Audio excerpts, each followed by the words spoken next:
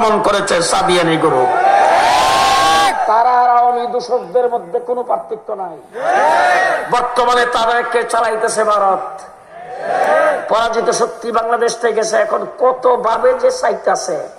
একবার আনসারদেরকে লেলাইয়ে দিল, একবার বিচারপতিদেরকে লেলাইয়ে দিল, আবার ওই ফেনী নদীর বান খুললা পানি ছেড়ে দিল, আবার কয়েকদিন আগে সচিবালয়ে আগুন দিছে। এরাই দিছে, কিন্তু এরাই সাদিয়ানি গ্রুপ লাগিয়েছে। বর্তমান অন্তর্বর্তীকালীন সরকার যাতে ফলস পজিশনে পড়ে, তারা যাতে অকার্যকর হয়, এই জন্যই ষড়যন্ত্র। সুতরাং অন্তর্বর্তীকালীন সরকারও বুঝতে হবে, সন্ত্রাসের দায়ে যদি ছাত্রলীগ নিষিদ্ধ হতে পারে, সন্ত্রাসের দায়ে সাদিয়ানি গ্রুপ নিষিদ্ধ হতে পারে। কিনা বলেন? সঙ্গে ইস্তেমার মাঠে যারা সন্ত্রাসী কায়দায় আক্রমণ করে, আল্লাহ ওলিদেরকে যারা হত্যা করেছে, তাদের তাবলীগ বাংলাদেশের কোন মসজিদে হবে না, টঙ্গীর মাঠে আর করা যাবে না।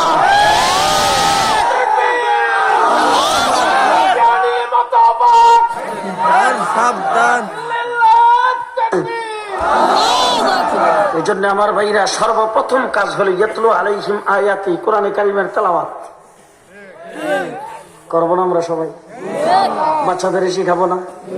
বাচ্চাদের শিখাবো না?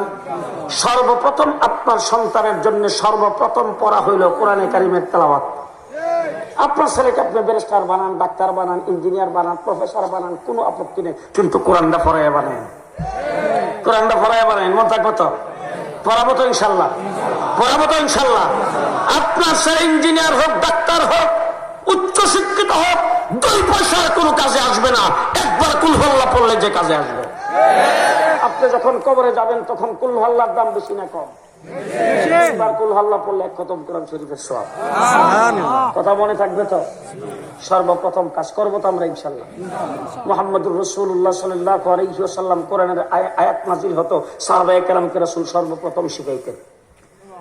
সর্বপ্রথম ইয়াতলু আলাইহিম আয়াতির নবীর দায়িত্ব, এরপর উলামায়ে কেরামের দায়িত্ব। 2 নম্বর হলো ওয়ায়ুআল্লিমুহুমুল কিতাব, ইলমে দ্বীন শিক্ষা করা, কোরআনে কারীমের কিতাবের ইলম শিক্ষা করা, তার তরজমা সম্পর্কে জানা, এটা হলো 2 নম্বর দায়িত্ব। 3 নম্বর দায়িত্ব ওয়াল হিকমা, কোরআনে কারীমের অর্থ খালি জানতে হবে না, হিকমতও জানতে হবে। হিকমতের শুধু একটা ব্যাখ্যা উলামায়ে কেরাম এখানে আছে, আমি দিতে চাই। কোরআন শরীফে আল্লাহ বলছেন আকিমুস সালাহ, কোরআনে বলছেন ওয়াসজুদু, কোরআনে বলছেন ওয়ারকাউ। এখন রুকুটা কেমনে হবে? হাতগুলি হাঁটুর মধ্যে দিয়ে ধরতে হবে, মাথার ফিট সমান থাকতে হবে, এটার নাম রুকু। এটা শিক্ষা দিচ্ছেন কেনা? মুহাম্মদুর রাসূলুল্লাহ সাল্লাল্লাহু আলাইহি সাল্লাম। মুহাম্মদুর রাসূলুল্লাহ সাল্লাল্লাহু আলাইহি সাল্লাম কোরআনে আসছে ওয়াসজুদু, সিজদা করো। সিজদার হাত কোথায় রাখবেন, নাক কোথায় রাখবেন, কপাল কোথায় রাখবেন, সিজদার মধ্যে যে কুল ওয়াজিফা পড়বেন, সেটা শিক্ষা দিয়েছেন নবী। এটাকেই বলা হয় হিকমত। এটা কি হিকমত? ওয়াল হিকমা। নামাজ কিভাবে দাঁড়াইতে হবে, কিভাবে রুকুতে যাইতে হবে, কিভাবে সিজদায় যেতে হবে, কিভাবে উঠে বসতে হবে, কিভাবে সিজদার মধ্যে কোন দোয়া পড়তে হবে, সূরা মিলাইতে হবে কিনা, সব রাসূল শিক্ষা দিয়ে এরপর আল্লাহর নবী ঘোষণা করেছেন, আমি যেইভাবে শিখাইছি তোমরা যে দেখছো, সাল্লু কামা রাআইতুমুনি উসাল্লি, আমাকে যেরকম নামাজ পড়তে দেখছো তোমরা এরকম পড়ো। কথা বুঝে আসতেছে? আল্লাহ তাবারক ওয়া তাআলা আমাদেরকে তৌফিক দান করুন। সবাই বলেন আমিন। আমাদের দেশটা মুসলমানের দেশ, সবাই কয় না। দেশটা কার দেশ? মুসলমানের দেশ। কথা বলে? এখানে অনেক মুরব্বী, অনেক শিক্ষিত সমাজ আছে। শুধু একটা কথা আপনাদের বলতে চাই, 1947 সনে ইংরেজ বিদায় হওয়ার সময় দেশটা 2 ভাগে স্বাধীন হয়েছে। কয় ভাগ? একটা হিন্দুস্তান, আরেকটা পাকিস্তান। একটা হিন্দুস্তান, একটা পাকিস্তান। খুব ভালো করে বুঝলেন। আচ্ছা, আমাদের ভাষা কি? আমরা জাতে কি? বাঙালি। আচ্ছা, কলিকাতার ভাষা কি? কলিকাতার তারা জাতে কি? বাঙালি। এরাও বাঙালি, আমরাও বাঙালি। এদের ভাষাও বাংলা, আমাদের ভাষাও বাংলা। এখন তারা পড়ছে হিন্দুস্তানের অংশে, আমরা পড়ছি পাকিস্তানের অংশে। আপনারা এই ওয়াজটা আমার করে দিবেন, আমি চলে যেতাম। আমরা কেন পাকিস্তানের অংশে পড়লাম? একই বাংলা ভাষাভাষী, এরা হিন্দুস্তানের অংশে পড়লো, আমরা কেন পাকিস্তান হইলাম? কয়ে ফেলান। আমরা মেজরিটি মুসলমান মুসলিম অধ্যুষিত এলাকায় জন্য আমরা পাকিস্তানের অংশ হয়েছিলাম। এবার আসেন দেখি, পশ্চিম পাকিস্তানিরা যখন আমাদের উপর জুলুম নির্যাতন করেছে, আমাদের অধিকারের উপর হস্তক্ষেপ করেছে, 7.5 কোটি বাঙালি একসাথে অস্ত্র ধরে মজলুম হিসাবে জালেমের বিরুদ্ধে লড়াই করে 9 মাসে স্বাধীন। এবার আসেন দেখি কাশ্মীরের দিকে একটু তাকান তো। কাশ্মীর হিন্দুস্তানের অংশ, আসাম হিন্দুস্তানের অংশ, ত্রিপুরা হিন্দুস্তানের অংশ। কাশ্মীর 70 বছর লড়াই করতেছে, স্বাধীন হয়েছে।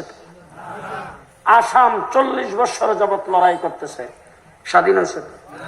ত্রিপুরা 40 বছর যাবৎ লড়াই করতেছে, স্বাধীন হয়েছে তো? জি, খোদার কসম করে বলে যাচ্ছি, যারা মুক্তিযুদ্ধের পক্ষ শক্তি বলে দাবি করে ভালো করে চিন্তা ভাবনা করে বুঝবে, আমরাও যদি হিন্দুস্তানের অংশ হতাম 70 বছর লড়াই করে স্বাধীনতা অর্জন করতে পারতাম না। মুসলমান হিসাবে পূর্ব পাকিস্তান হওয়ার কারণে স্বাধীনতা অর্জন করেছি। স্বাধীনতার মূলে কি? ইসলাম। ইসলাম স্বাধীনতার মূলে, স্বাধীনতার মূলে 54 বছর হয়ে গেল দেশটা স্বাধীন। সর্বপ্রথমে শুনলাম সোনার বাংলা আমি তোমায় ভালোবাসি।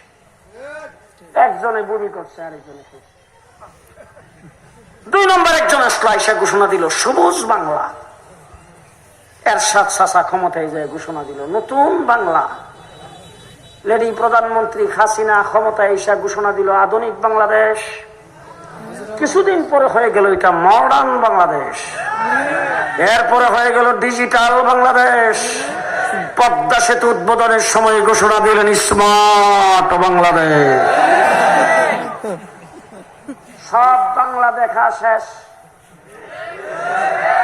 বলেন, জুলাই আগস্টের অভ্যুত্থানের, জুলাই আগস্টের আন্দোলনে স্কুল কলেজ ইউনিভার্সিটি আর মাদ্রাসার ছাত্ররা কাঁধে কাঁধ মিলে রাজপথে নারায়ে তাকবীরের স্লোগান দিয়ে 5ই আগস্টে যে স্বাধীনতা অর্জন করেছি, এবারের বাংলাদেশ হবে ইসলামের বাংলাদেশ।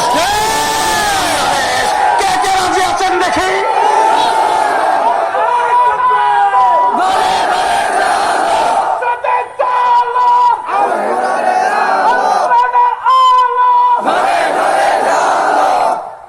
সামনে যদি এই ইসলামের বাংলাদেশ করার জন্য যদি শাপলা চত্বরে আবার যাইতে হয়,